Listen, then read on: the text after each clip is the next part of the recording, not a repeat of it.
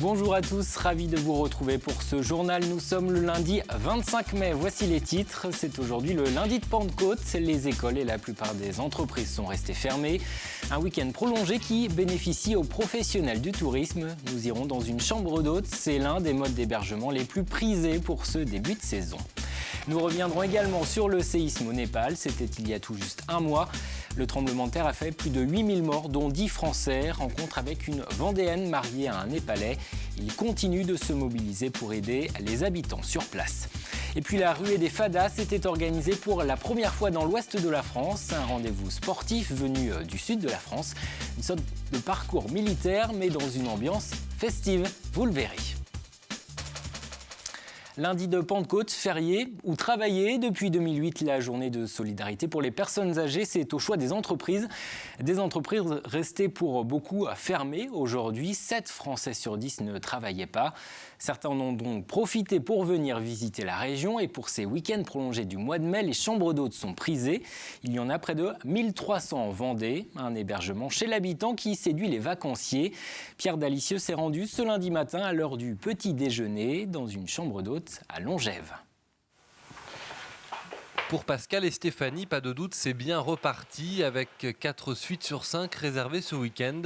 La saison démarre plutôt bien pour ce couple d'anciens commerciaux de région parisienne, venus s'installer dans cette ancienne ferme fortifiée en juin dernier. Depuis, je dirais, les ponts, en fait, on a eu beaucoup de monde et donc la saison démarre plein pot, on va dire.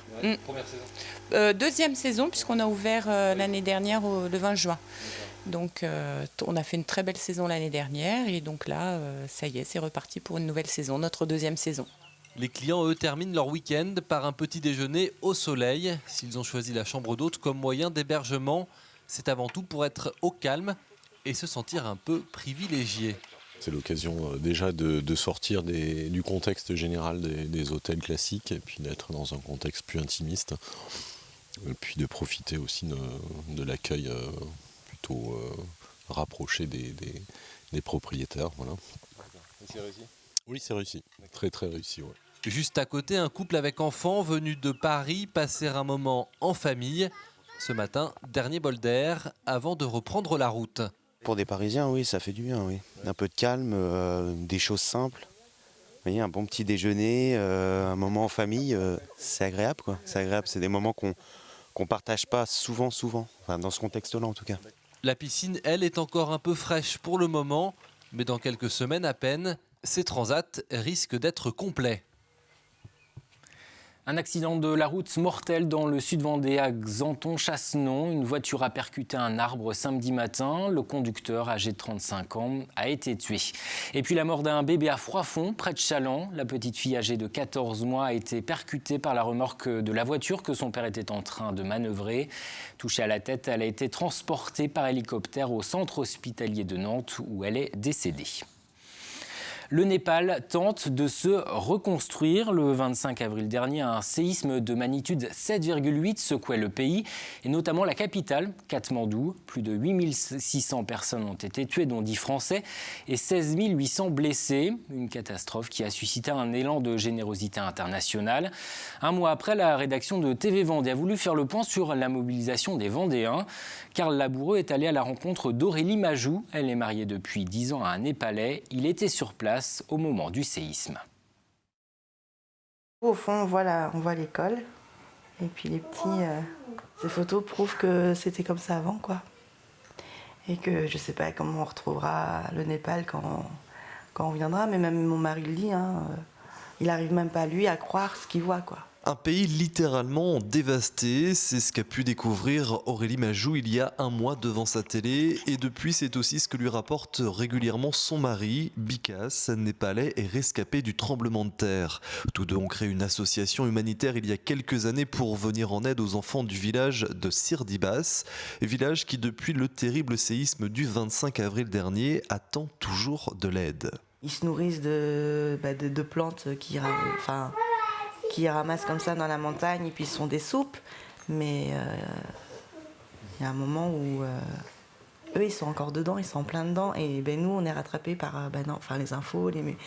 Et du coup, on n'a pas tendance à oublier, mais on passe à autre chose, quoi. Et eux, ils y sont plein dedans encore. Alors partir au Népal, rejoindre son mari et le père de ses 2 enfants, Aurélie y a évidemment pensé, du moins les premiers jours. Ils n'arrivent déjà pas à se loger, à se nourrir c'est difficile, donc non, c'est pas la peine. Enfin là, actuellement, c'est pas la peine, quoi. Enfin, nous, ce qu'on peut faire ici, c'est les aider, enfin récolter de l'argent justement pour les aider, quoi. Tu dis bonjour ? Et comme Aurélie qui organisera une manifestation de soutien vendredi prochain à Longève, plusieurs associations humanitaires se mobilisent également pour récolter des fonds. Christian et Monique Loiseau, quant à eux, sont adhérents à Samdo Avenir, une ONG que le couple accompagne depuis une 12aine d'années.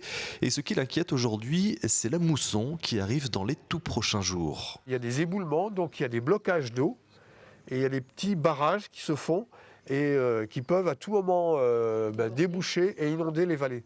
Et ça, c'est nouveau. Sans oublier évidemment que beaucoup de Népalais n'ont plus de toit pour s'abriter.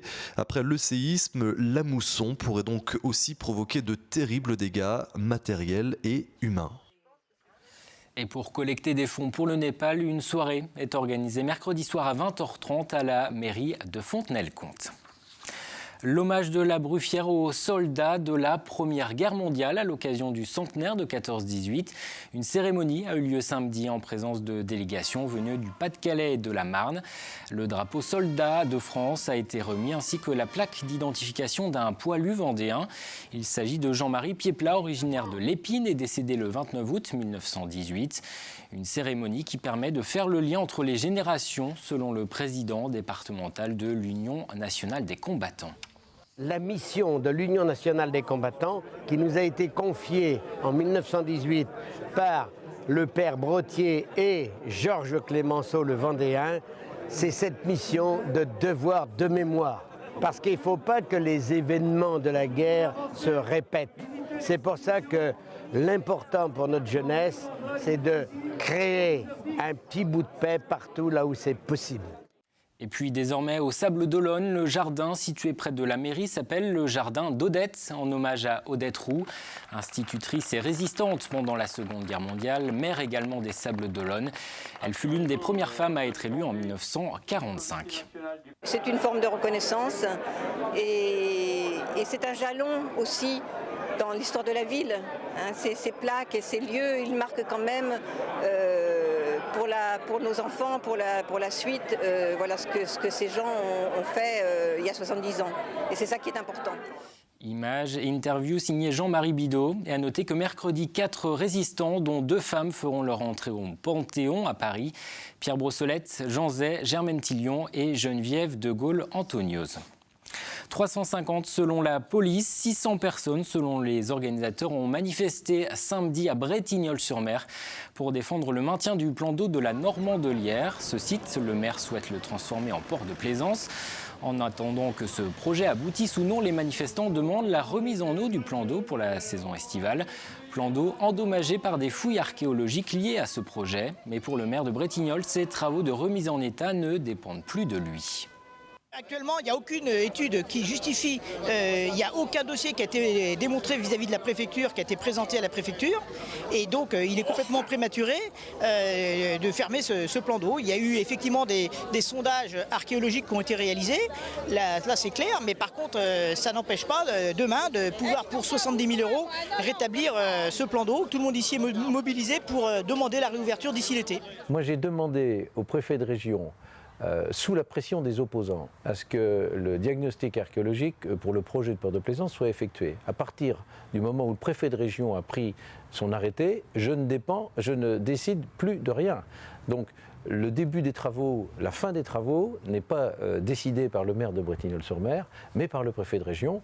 On attend maintenant les résultats, mais tant que je n'ai pas les résultats, je ne peux pas remettre la bâche. Voilà, c'est aussi simple que ça. On ouvre une page sport à présent avec les résultats de ce week-end. Les championnats touchent à leur fin. C'est terminé pour Challans en basket. Les footballeurs de Fontenay, eux, devraient descendre en CFA2. Mais on débute avec la joie et l'émotion des footballeuses de La Roche-sur-Yon. Résumé en images avec Anthony Jamin.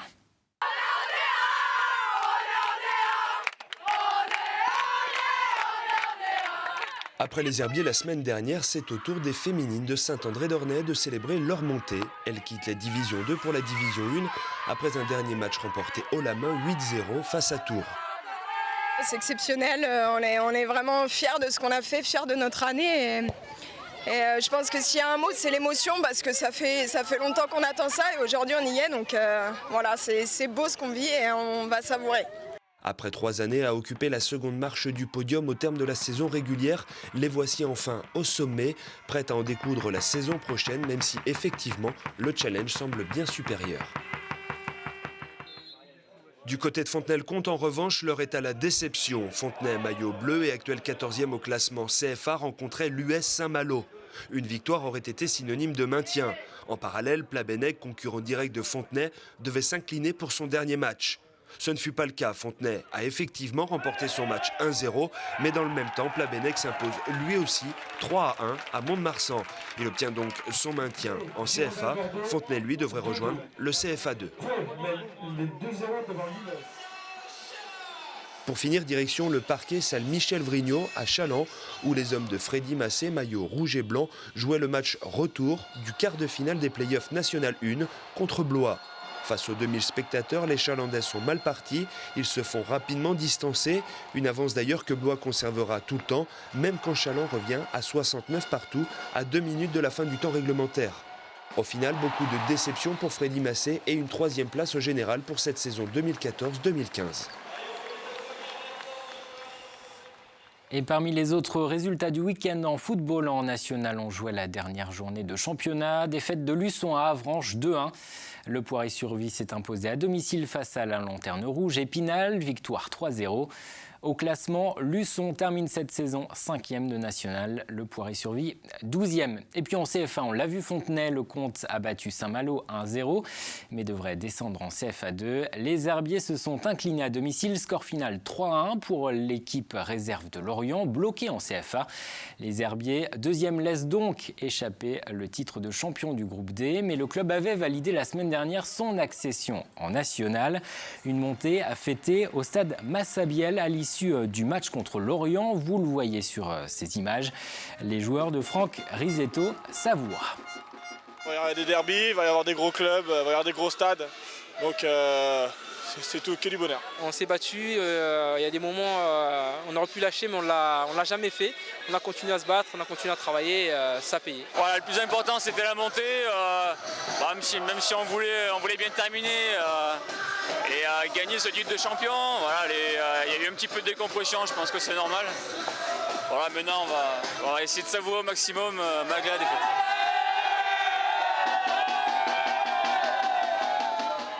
Et les Herbiers rejoignent en national Luçon et le Poiré-sur-Vie. Et puis un deuxième club de notre région évoluera l'an prochain en Ligue 1. Le SCO d'Angers a validé sa montée après sa victoire à domicile face à Nîmes 3-0. Cela faisait 21 ans que les Angevins n'avaient plus évolué en Ligue 1.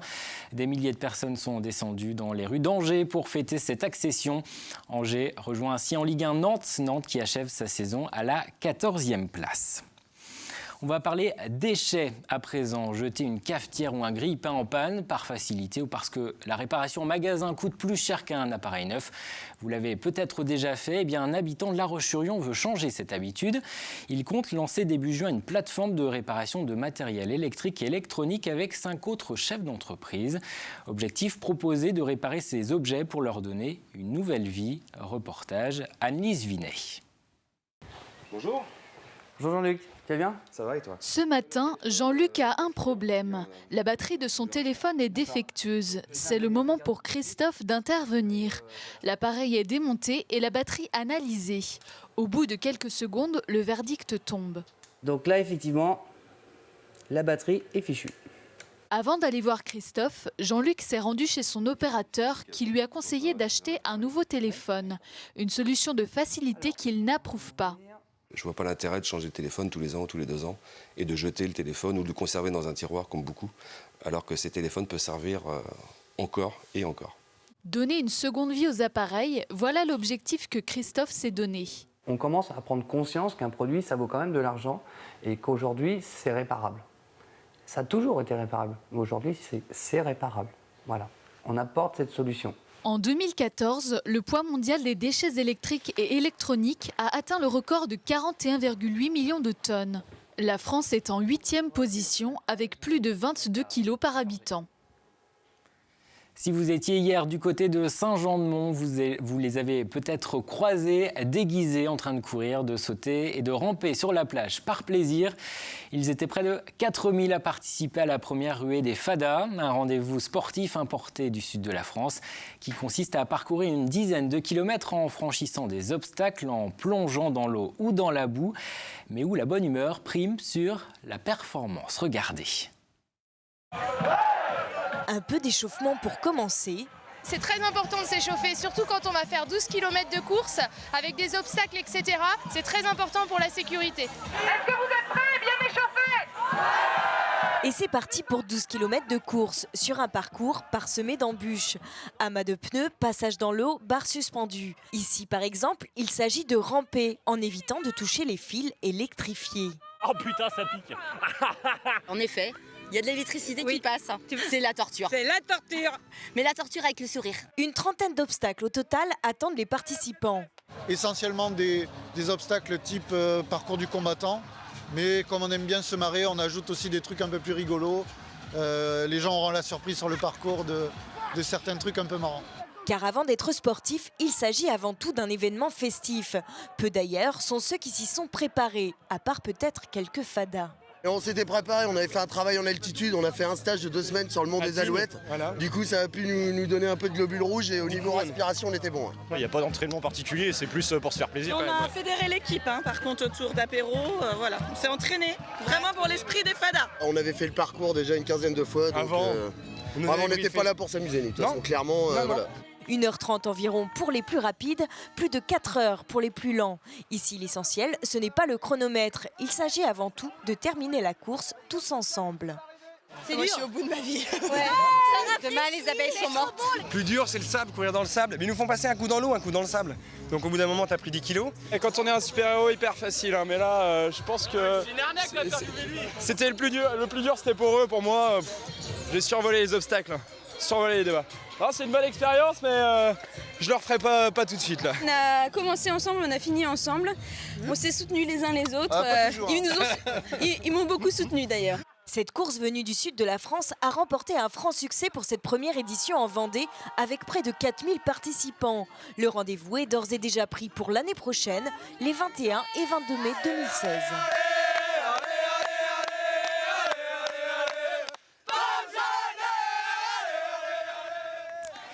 Et on termine ce journal avec un mot de la météo. Demain, une journée agréable avec une alternance de nuages et de belles éclaircies. Les températures matinales, 8 à 11 degrés dans l'après-midi. Toujours un ciel partagé avec un peu plus de nuages, 17 à 20 degrés pour les maxis. Le détail des prévisions, c'est dans un instant.